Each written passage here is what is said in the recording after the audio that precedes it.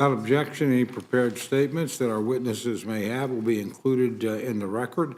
I'd like to welcome our first panel, Representative Van True and Representative Jayapal from the Committee on the Judiciary. Representative Van True, I would welcome your testimony.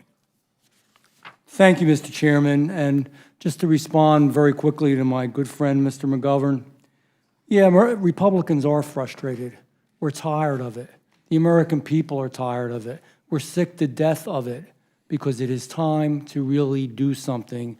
H.R. 2 was legislation that brought us back to where we need to be and really did something. The Senate bill is a nothing burger. It doesn't do anything to realistically make the situation better.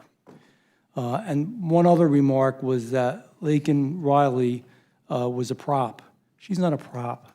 She's a human being that lost her life needlessly, didn't have to lose her life. Whether it's the state trooper in Delaware or countless other individuals have lost their lives, their family have lost them. This is no joke. She's a human being that suffered and then died because this issue hasn't been dealt with properly. Mr. Chairman? Now I'd like to... I just want to correct the record. I didn't say she was a prop. I said that the Republicans were using her as a prop. Nobody's using her as a prop, believe me. And if you were to ask her family, they're thankful for what the Republicans are doing. Give them a call.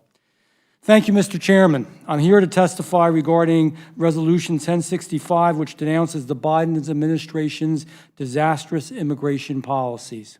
Just over 3 years ago, Joe Biden took office as President of the United States. Immediately on day one, he began upholding his campaign promise to reverse Trump-era immigration policies. On day one, he issued executive orders that sent the world a message: come one, come all, the border is open. Anybody can come in. He used his executive authority to stop border wall construction. He rescinded the Remain in Mexico policy. He prevented the removal of any illegal alien, and he blocked ICE and Border Patrol from enforcing immigration laws and doing their job. In the weeks and months that followed, President Biden terminated effective policies that were aimed at preventing fraudulent asylum claims, ended catch and release, and increased criminal alien removals. It's fact. His only justification? Donald Trump did it. It must be bad. I'm going to reverse it. And what the result of Joe Biden's radical and dangerous systematic dismantling of these policies?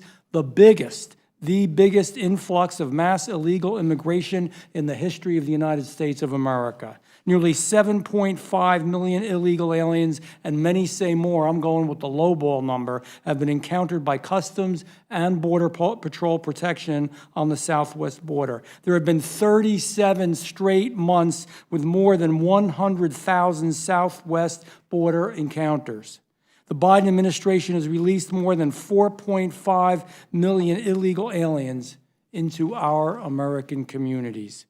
We have been at least 1.8 million known gotaways have avoided apprehension altogether. We don't know who they are, where they're going, what they're up to, what they are doing. At least 340 illegal aliens on the terror watch list have been encountered by Border Patrol along the southwest border, and who knows how many more got in. And Christopher Wray, the director of the FBI, that the folks on the other side of me love to quote and say is so great, said it's a real problem and he's really concerned. It's a complete and total disaster. And this country's never seen anything like it before. And I haven't even mentioned the northern border, where there are historically high numbers of illegal aliens encountered by Border Patrol every single day. Who could have predicted these results? Well, the Trump administration did, and congressional Republicans did, and career Border Patrol and other DHS employees and experts did. They even warned the Biden transition team not to do it, not to rescind policies like the migrant protection protocols and Title 42, which they just let lapse. But Biden decided to choose policies and politics over common sense. The American people get it, and the American people are left with national security, public safety, and financial disaster that is the Biden administration's immigration policy and their agenda. After 3 years of chaos, the Biden administration seems to have finally gotten the message that Americans, yeah, they're getting uneasy when they see mobs of illegal aliens beat up New York City cops and then get released, a good bunch of them the day later. And then some of them go on to commit other crimes. Borders around them when they came out, the double middle finger. I think that's symbolic. Watch the endless number of illegal aliens streaming across the southwest border, or when they hear the heart-wrenching details of murders of 22-year-old nursing student. And yes, we are going to bring it up because it didn't have to happen. Laken Riley didn't need to die.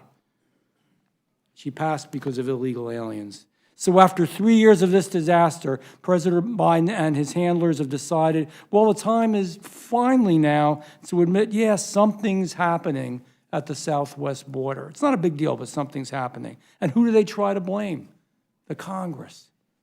But the American people are not stupid. The American people get it.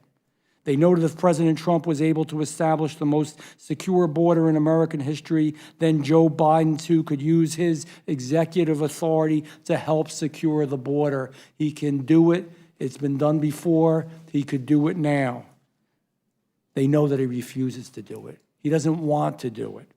President Biden refuses to implement the migrant protection protocols. He refuses to stop abusing discretionary case-by-case and other parole authority. He refuses to implement President Trump's asylum cooperative so we can remove illegal aliens seeking asylum to third world countries. He refuses to expand the use of expedited removal, refuses to suspend the entry of aliens into our secure border.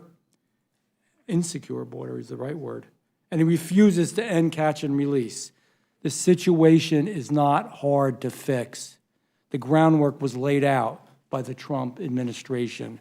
The success was easy for everyone to see, and the numbers of illegal entries now compared to the last administration proves it. To the everyday American, the answer in the border crisis is simply secure the border, enforce the law. We are a nation of the rule of law. That's what the Trump administration did. That's what America wants, and that's what President Biden refuses to do. In Resolution 1065, we affirm that President Biden has the executive authority to help control the border. It affirms that the Biden administration is refusing to use that authority. And it urges President Biden to immediately begin using that executive authority. H.R. 2, the Secure the Border Act, as passed by the House, would enhance current law to help secure the border and make sure it's under control. Senate Democrats have been refusing to bring that bill to the Senate floor for almost a year now.